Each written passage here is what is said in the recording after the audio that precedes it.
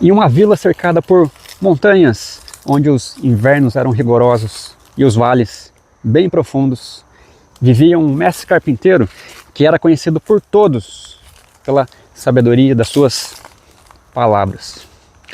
Ele guardava lá na oficina dele projetos de pontes grandiosas, capazes de transpor os abismos mais perigosos. E ele traçava desenhos perfeitos de casas bem acolhedoras e que eram também feitas para resistir às maiores nevascas. Aos finais de tarde, os moradores da região reuniam-se ao redor da bancada desse mestre carpinteiro.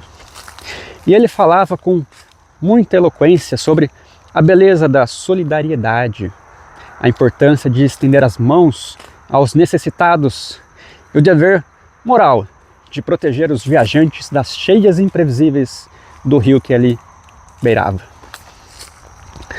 Ouvir as histórias dele trazia um sentimento de muita paz, de muita alegria, e todos o consideravam um homem justo, um verdadeiro mestre da virtude.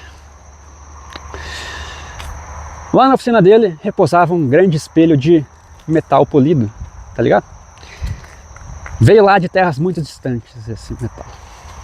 E todas as manhãs, antes de começar a traçar as plantas, o carpinteiro olhava fixamente para aquele espelho.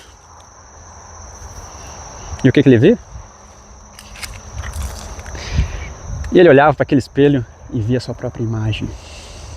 Ele contemplava as suas feições serenas, tranquilas, e ele sentia uma satisfação muito profunda, muito íntima. Ele estava seguro de que a sua alma era tão limpa quanto as suas teorias que ele dizia a todos. Certa noite, porém, uma tempestade violenta desabou sobre as montanhas. O vento uivava sobre todos aqueles pinheiros. O granizo batia nas janelas. E enquanto o carpinteiro reforçava as trancas das portas da sua casa, e ele colocava mais lenha na lareira, de repente ele escutou 3 batidas bem fraquinhas, vindo lá da porta da entrada. Ao abrir uma pequena fresta apenas, ele deparou-se com um peregrino extremamente exausto. Esse peregrino estava coberto por panos velhos, molhados. Ele estava tremendo de frio. Esse homem mal conseguia firmar as próprias pernas no chão. Ele implorou por um abrigo, ele implorou por um pedacinho de pão para suportar aquela noite extremamente gelada. O que o carpinteiro fez?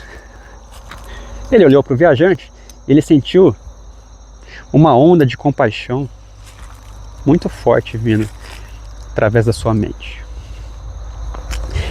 E ele pensou imediatamente em belos provérbios sobre a paciência na provação. E aí, com uma voz serena, solene, ele disse o seguinte: meu irmão de jornada, que as forças invisíveis guardem os teus passos, que os ventos acalmem o teu fardo, que o fogo divino console o teu peito e que tu encontres paz sob as tempestades.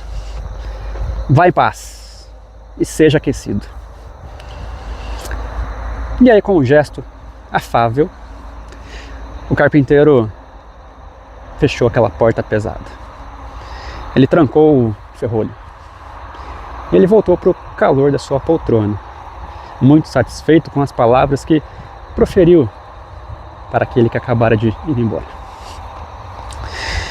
Porém, minutos depois, ao passar pela bancada para recolher as suas ferramentas, esse mestre lançou um olhar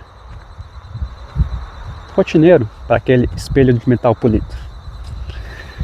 Mas o que ele viu o paralisou. Tá vendo aqui também? Aquele malzinho, aquele me paralisou também.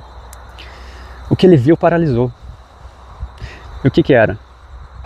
Era a superfície, refletia perfeitamente a bancada, refletia perfeitamente as chamas dançantes da lareira, refletia as vigas do teto. Porém, a figura da sua própria imagem havia desaparecido por completo. Aterrorizado, o homem aproximou-se. Ele tocou o metal, ele esfregou os olhos e não tinha reflexo nenhum. Em vez de seu rosto, as sombras da oficina pareciam sussurrar em sua mente. De que serve contemplar a própria retidão se, ao primeiro chamado da vida, você vira as costas e se esquece de agir? Por acaso podem palavras gentis alimentar o estômago de quem desfalece? Pode o desejo de calor agasalhar quem está na chuva? E aí o carpinteiro olhou para suas mãos limpas, para aqueles pergaminhos intactos, e compreendeu a verdade amarga. Ele havia passado anos falando sobre salvar os outros, mas nunca havia colocado um único tronco sobre aquele rio revolto. As suas palavras eram como faíscas que prometiam luz, mas só deixava fumaça no ar. E aí, sem mesmo calçar os sapatos ou pegar qualquer casaco, ele escancarou aquela porta. Ele correu temporal adentro. Ele desceu a encosta, chamando por aquele peregrino até encontrá-lo, caído, junto a uma pedra, quase sem respirar. O carpinteiro ajoelhou-se na lama, ergueu o homem nos braços, cobriu-o com a sua própria túnica e o carregou de volta para a oficina.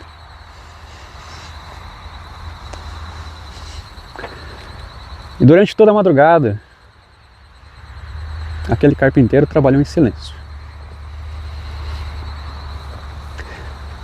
Ele alimentou o viajante,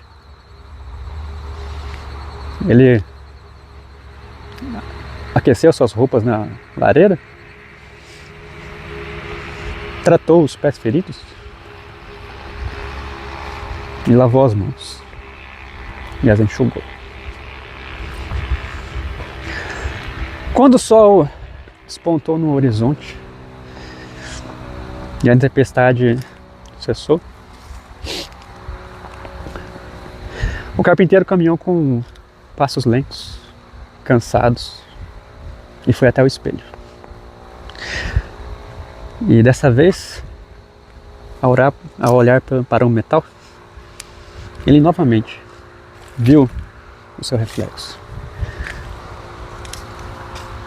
Mas dessa vez,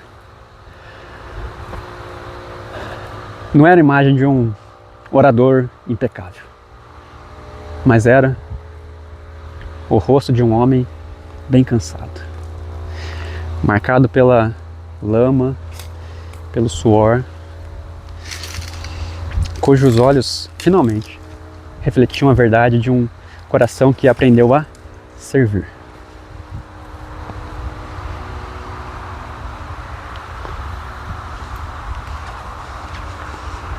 E naquele mesmo dia,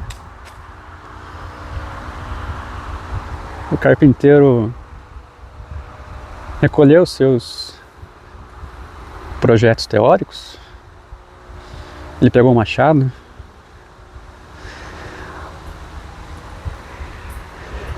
E ele foi até a margem do rio.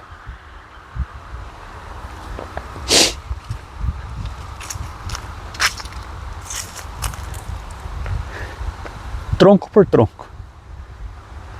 Ele começou a construir a sua primeira ponte real para a aldeia.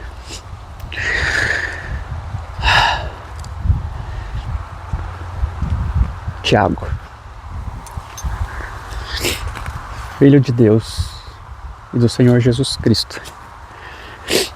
As 12 tribos dispersas entre as nações. Saudações.